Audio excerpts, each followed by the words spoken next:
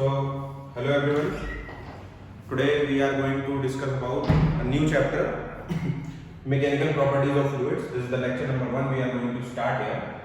So this is a important chapter regarding your preparation about NEET and JEE because this chapter has very good weightage in all these exams, NEET, JEE and etc. You will be giving like state entrance exams of engineering. So here the mechanical properties of fluids we are going to start. My name is Yash Vishnu and welcome to the XSID NEET. Okay.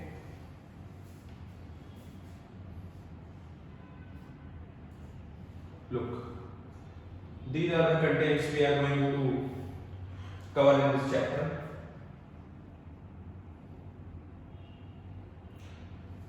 What is fluid? Fluid statics. In fluid statics, some terms related to fluid, pressure and its measurement, Pascal's law, Archimedes principle, law of flotation. After this topic, fluid statics, we will study about the fluid dynamics. In dynamics, the fluid is in motion and it has velocity, acceleration, and what kind of forces are acting on the fluid.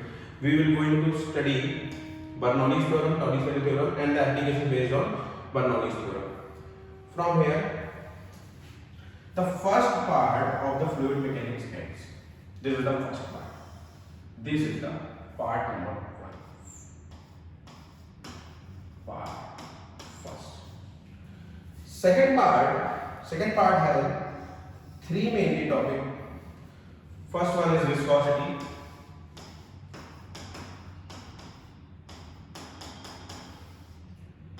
Surface tension,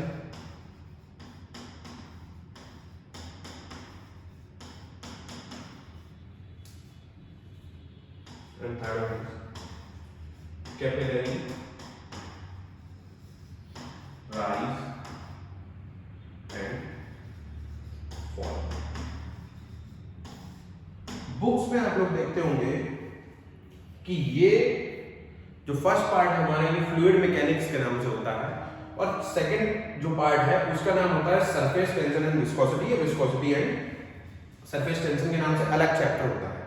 लेकिन अब जब हम लोग यहाँ पे cover करेंगे तो इस कवर अप में दोनों को मिला के रखा है और पूरे का नाम दिया गया है मैंने फ्लूइड मैकेनिक्स. ओके, तो चलिए फिर स्टार्ट करते हैं.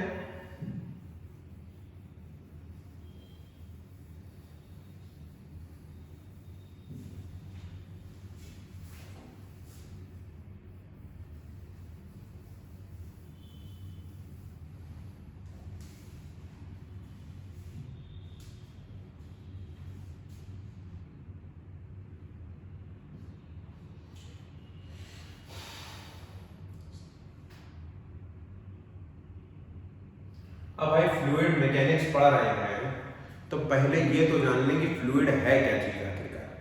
देखिए, जो मैटर हमारा होता है, मैटर बेसिकली 3 कैटेगरीज में डिवाइडेड रहता है. फर्स्ट वन इज सॉलिड, सबको पता है सॉलिड.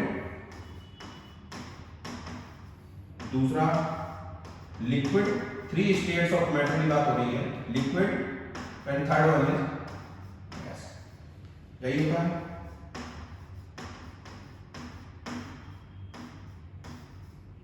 Solid, liquid, gas. इसमें ये वाला पार्ट हटा दीजिए, बचा कौन?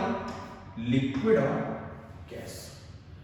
इनमें क्या स्पेशलिटी ऐसी रहती है लिक्विड और गैसेस में? लिक्विड और गैसेस ऐसा मैटर है कि जिनका वॉल्यूम फिक्स नहीं है. मतलब सॉरी, लिक्विड का वॉल्यूम फिक्स है, गैसेस का वॉल्यूम फिक्स नहीं, लेकिन दोनों का शेप एंड साइज फिक्स नहीं है. ये आप जिस भी वेसल में डालेंगे उसका शेप गेन कर लेंगे. ठीक है.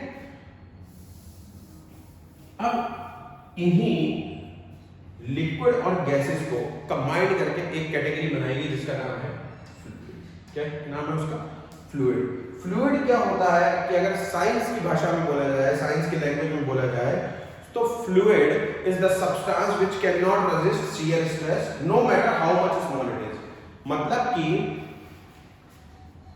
मानिए ये फ्लूइड है, ठीक है, ये फ्लूइड है आपका फ्लूइड एलिमेंट, इसके ऊपर आप शियर स्ट्रेस अप्लाई करें, शियर लोड अप्लाई करें, तो जो भी एरिया आएगा वो शियर स्ट्रेस बन जाएगा, इसके ऊपर शियर लोड आपने अप्लाई करा तो ये फ्लूइड क्या करेगा, ये फ्लो करना स्टार्ट कर देगा। क्या कर देगा? फ्लो करना स्टार्ट कर देगा। फ्लो करना स्टार्ट कर देगा मतलब ये फ्लूइड रेजिस्ट कर ही नहीं सकता शियर स्ट्रेस को, कितना भी छोटा शियर स्ट्रेस हो फ्लूइड जो है वो रेजिस्ट नहीं कर सकता, ठीक है। और ये क्या करेगा?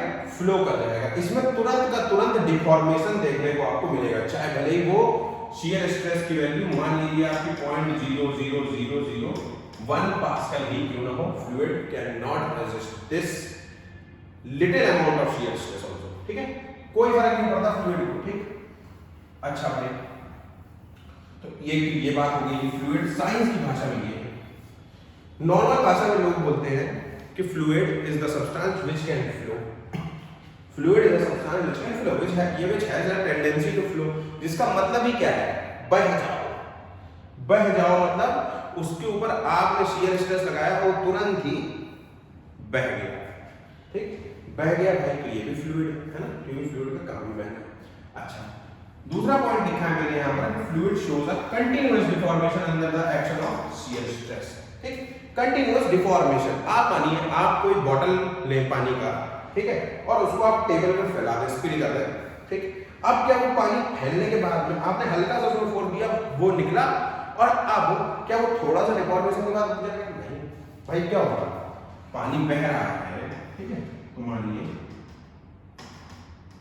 ये फ्लूइड एलिमेंट था, ठीक, अब ये तो कंटिन्यूअसली डिफॉर्म होता रहेगा, कंटिन्यूअसली डिफॉर्म होता रहेगा, और इसका डिफॉर्मेशन का रेट जो है वो चेंज भी होता रहेगा, ये ऐसे बढ़ता जा रहा है, ठीक, कंटिन्यूअसली डिफॉर्म होता जा रहा है, रुक नहीं रहा है, कंटिन्यूअस डिफॉर्मेशन हो रहा है, मतलब इसमें डिफॉर्मेशन कांस्टेंट नहीं है। सॉलिड्स के केस में क्या होता है?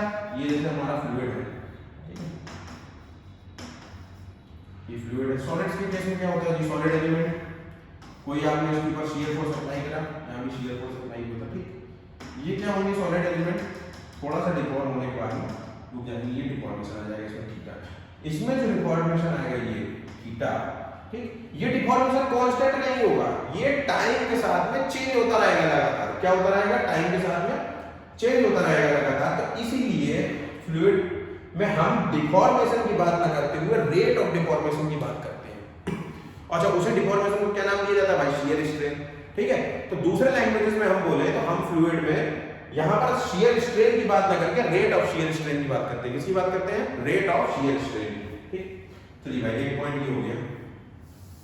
अब इसके बाद में जैसा कि मैंने आपको बताया, सॉलिड, लिक्विड, गैस में फ्लूइड की कैटेगरी में कौन कौन आता है? लिक्विड और गैस आती है। थर्ड पॉइंट में यही लिखा है, देखिए बढ़िया लिखा है, liquids and gases are comes under the category fluid, but in this chapter हम किस पे फोकस करेंगे? लिक्विड्स पे। We are mainly focused on the liquids, not on gases, we are mainly focused on the liquids. अच्छा, चलिए भाई आगे बढ़ा जाए। ये हमने जान लिया क्या फ्लूइड होता है, आइए आगे बढ़ते हैं।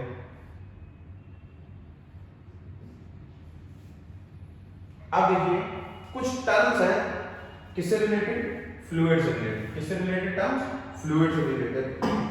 अब ये टर्म्स हमको हमारी सब्जेक्ट की स्टडी करने में हेल्प करने वाली है, ठीक है। तो इन टर्म्स को समझते हैं। क्या है भाई? डेंसिटी। क्या है? डेंसिटी। अब किसी से पूछो डेंसिटी का डेफिनेशन क्या है, तो वो सीधा सीधा फॉर्मूला बताता है कि density is mass upon volume. खत्म हो गया density. Density is mass upon volume, और डेंसिटी मैथ भाई मैथमेटिकली ये है। क्या है?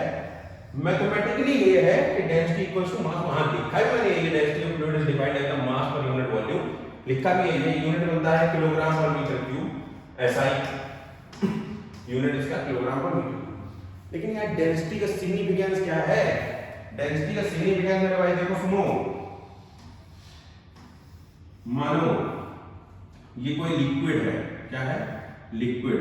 और ये जिस वॉल्यूम में बंद है इसका वॉल्यूम जो है ये 1 मीटर क्यूब है, और यही एक दूसरा लिक्विड आप ले रहे हैं, वो भी 1 मीटर क्यूब वॉल्यूम में बंद है, ठीक है। अब मास मतलब उसके मॉलिक्यूल्स, नंबर ऑफ मॉलिक्यूल्स। भाई नंबर ऑफ मॉलिक्यूल्स मानो 2 3 4 6 7 8, इसके 8 मॉलिक्यूल्स 1 मीटर क्यूब में आते हैं।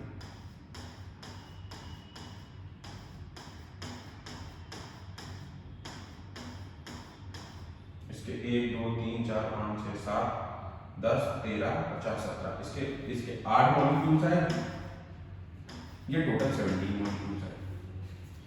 तो डेंसिटी की अगर बात करो डेंसिटी की अगर बात करो कि इसके 1 मीटर क्यूब में 17 मॉलिक्यूल्स हैं, इतने क्लोजली पैक्ड हैं, ठीक। इसके 8 मॉलिक्यूल्स हैं, इनके बीच में डिस्टेंस ज्यादा है भाई थोड़ी सी, ठीक है। इसके 17 मतलब किसका मास ज्यादा होगा? इस वाले का मास, क्योंकि मॉलिक्यूल से ही मास बना, ठीक। तो इसका मास ज्यादा होगा, उसका कम, मतलब कि इसकी डेंसिटी क्या होगी? ज्यादा। अगर इसको 1 नाम दो और इसको 2 नाम दो, तो कोई क्लियरली बोल सकता है कि सर डेंसिटी 1 जो है वो डेंसिटी 2 से तो ज्यादा है। डेंसिटी का मतलब डेंस, क्लोजली पैक्ड। इसके 17 मॉलिक्यूल आ गए, इसके 8 आ गए, तो मतलब कौन ज्यादा डेंस है? 1 ना 2 से। तो ये है इसका डेंसिटी का सिग्निफिकेंस। ये नहीं रटना है केवल कि density of fluid is divided by the mass per unit volume, तो बचपन से रटते चले ही आ रहे हैं हम लोग, ठीक। हमको उसका सिग्निफिकेंस समझना, रटना नहीं है हमको, ठीक है। चलिए भाई, ये तो हो गया डेंसिटी की बात। आइए आगे बढ़ते हैं, आगे बढ़ा जाए। इसका यूनिट क्या होता है? Kilogram per. अब weight is simply defined as the gravitational force exerted by the earth on any body, है ना, एनी ऑब्जेक्ट, ठीक। तो अब फ्लूइड मैकेनिक्स में वेट लिखने का एक स्पेशल तरीका है। एक स्पेशल तरीका क्या है भाई? आप लिखते हैं W इक्वल्स टू m, मान गया है ना, W इक्वल्स टू mgh। अब भाई मास के बदले क्या लिख सकते हो? Density into volume into g। तो फ्लूइड मैकेनिक्स में वेट जो लिखा जाएगा उसमें मास का टर्म ना आके रो और v का टर्म, ठीक। बताइए बाद में कभी ऐसा क्यों होता है, ठीक है। तो row fluid into v into g, ये आएगा। चलिए भाई, ये तो कुछ बेसिक है। अच्छा, इसका यूनिट क्या हो जाएगा? इसका यूनिट हो जाएगा, ठीक है, समझे? इसका यूनिट हो जाएगा। आइए आगे बढ़ते हैं।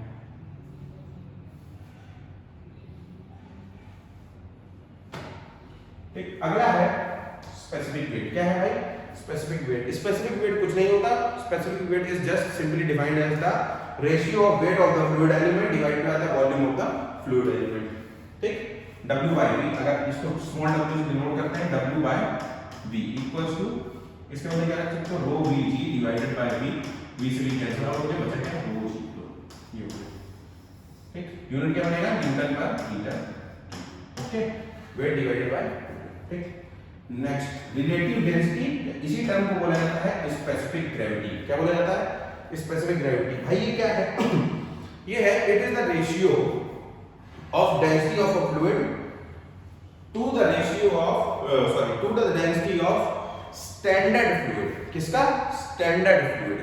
मतलब आप किसी भी फ्लूइड की डेंसिटी लें और उसमें स्टैंडर्ड फ्लूइड की डेंसिटी से डिवाइड कर दें, तो क्या होगा? वो उसकी स्पेसिफिक ग्रेविटी।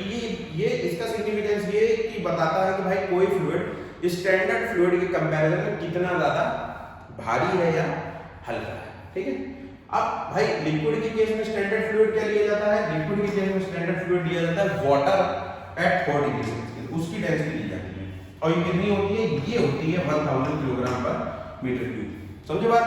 मतलब अगर आपको ये निकालना है गामा, तो आप रो फ्लूइड रखिए और रो वाटर एट 4 डिग्री सेल्सियस यानी 1000 से डिवाइड कर दीजिए। लिक्विड का ही बात करना है, ठीक है। तो आपको क्या मिल जाएगा? स्पेसिफिक ग्रेविटी मिल जाएगी भाई, ठीक। आइए आगे बढ़ते हैं।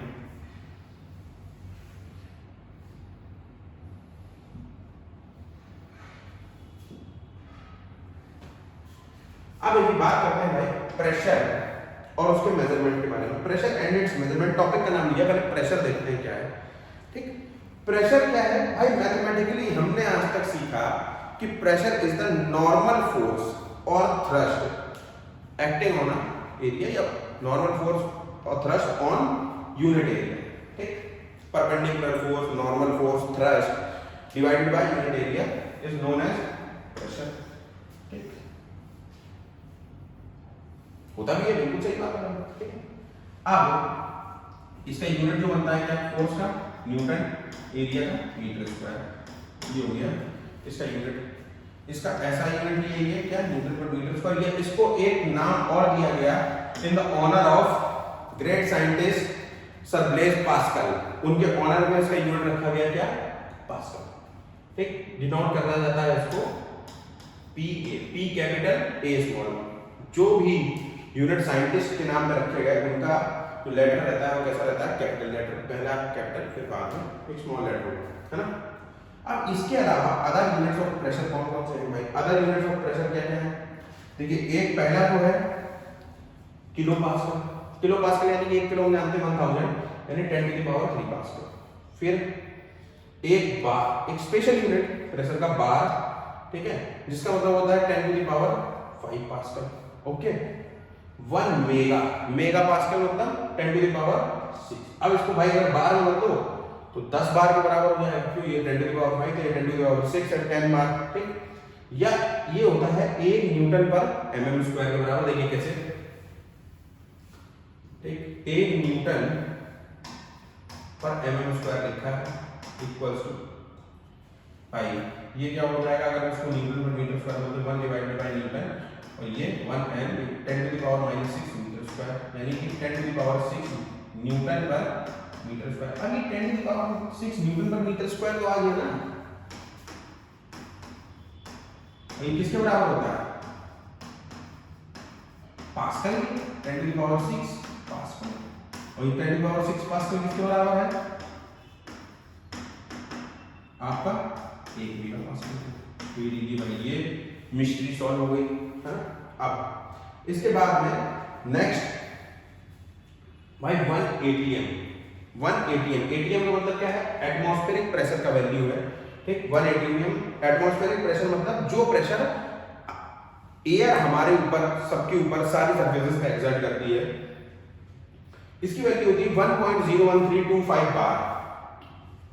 याद रखें 1.01325 बार।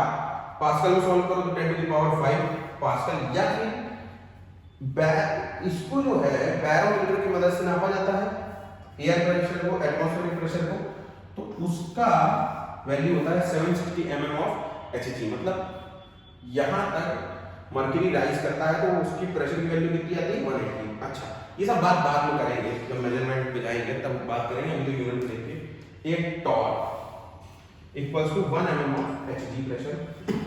भाई एक टॉर जो है, टॉर रखा गया यूनिट साइंटिस्ट टॉरिसेली के नाम पे, उनके ओनर में, उसका यूनिट का नाम दिया गया टॉर। ठीक है, चलिए अब और आगे की बात करेंगे।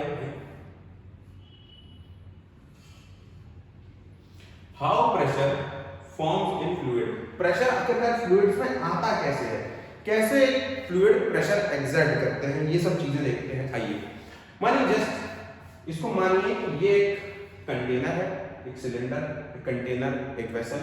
ठीक, इसके अंदर फ्लूइड भरा है और ये उसके मॉलिक्यूल्स क्या है, फ्लूइड के fluid molecules, liquid molecules, fluid molecules, ये। अच्छा फ्लूइड में बेसिकली यहां मेनली बात किसकी करना है, लिक्विड।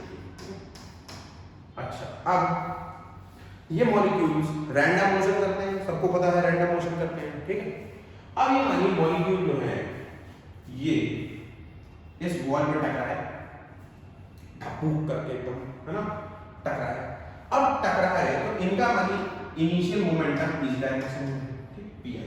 ठीक, टकराने के बाद जो मानिए कोलिजन हुआ, अभी हम लेके चलते हैं कि परफेक्टली इलास्टिक कोलिजन रहा होगा, ये इनका मोमेंटम इस डायरेक्शन में हो गया pf। ठीक है, तो भाई मेरे by Newton second law of motion हम समझ सकते हैं कि इस मॉलिक्यूल ने बॉल पे कुछ फोर्स एक्सर्ट करा होगा। ठीक है, या बॉल ने इस मॉलिक्यूल पे कुछ फोर्स एक्सर्ट करा होगा। ठीक है, कितना फोर्स, इसके मोमेंटम चेंज हुआ, मतलब मॉलिक्यूल पे फोर्स एक्सर्ट हुआ कितना, भाई F इक्वल्स टू हमको पता है pf minus pi divided by dt, जो चेंज हुआ होगा dt t टाइम, या F equals to dp by dt लिख दो, सेकंड लॉ ऑफ न्यूटन से, है ना, Newton second law of motion से ये लिखा जाता है। ठीक है, इसने कुछ फोर्स एक्सर्ट करा होगा।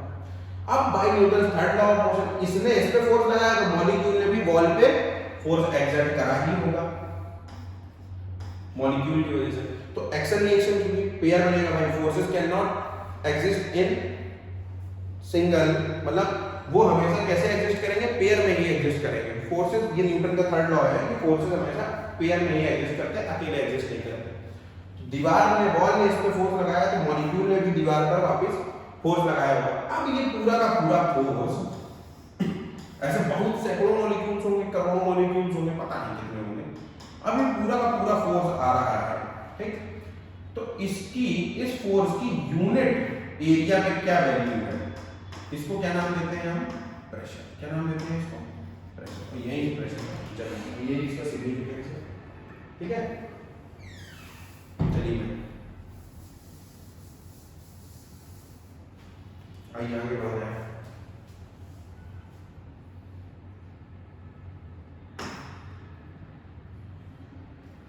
अब बात करते हैं हम एब्सोल्यूट एटमॉस्फेरिक और गेज प्रेशर के बारे में, ठीक है। देखो ये है absolute zero line. Absolute zero मतलब यहाँ पे प्रेशर है ही नहीं, बिल्कुल कोई वैक्यूम है, टोटल वैक्यूम है। ये क्या है, टोटल वैक्यूम, ये टोटल वैक्यूम है, प्रेशर कुछ है ही नहीं, कोई कुछ नहीं, बिल्कुल वैक्यूम टोटल, ठीक। भाई इधर से आप ऊपर बढ़े तो आपको मिली ये लाइन, जिसको बोलते हैं एटमॉस्फेरिक प्रेशर। क्या बोलते हैं, एटमॉस्फेरिक प्रेशर, वो प्रेशर जो एयर लगाती है। कौन लगाती है, एयर। अब आपको भाई किसी फ्लूइड का प्रेशर मेजर करना है, ठीक है। तो हम क्या करें, इधर मान लीजिए कोई पॉइंट है ए, क्या पॉइंट है, अच्छा एयर का ये प्रेशर किससे मेजर करा जाता है, बैरोमीटर से। किससे मेजर करा जाता है, बैरोमीटर से, ठीक। अब बैरोमीटर से मेजर करा जाता है, और ये सारे प्रेशर किससे मेजर करे जाते हैं, गेज से, प्रेशर गेजेस से। तो इसलिए इनको नाम दिया गया पी गेज, गेज प्रेशर, ठीक है। अब ए तक जाना है आपको, तो ये सारे जितने भी गेज हैं, गेजेस, ये सब एटमॉस्फेरिक प्रेशर के ऊपर की वैल्यू को मेजर करते हैं, ठीक है। अच्छा यहां आप जाना चाहते इधर, इसको आपको एब्सोल्यूट बोलना पड़ेगा, मतलब कि ये पी गेज की वैल्यू कितनी होगी,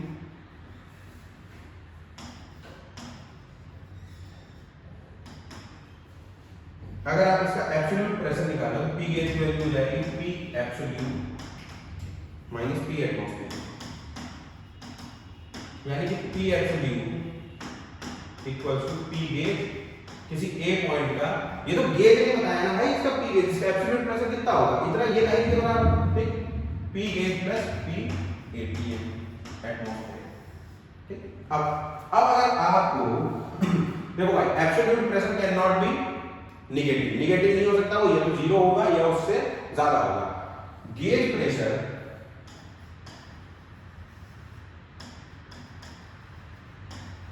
कैन बी नेगेटिव और पॉजिटिव और जीरो, कुछ भी हो सकता है, समझे बात, कुछ भी हो सकता है। नेगेटिव गेज प्रेशर यहां हो जाएगा, ये बी पॉइंट इधर है, ठीक। जीरो यहां पे हो जाएगा एटमॉस्फेरिक। तो गेज प्रेशर की कुछ भी वैल्यू मिल सकती है जो गेज मेजर करके आपको देंगे। तो ये भी कुछ बातें आज प्रेशर के बारे में, फ्लूइड के बारे में, ठीक है। अब चैप्टर में आगे बढ़ते जाएंगे, देखेंगे और क्या क्या होता है, ठीक। तब तक के लिए पढ़ाई करते रहें, थैंक यू।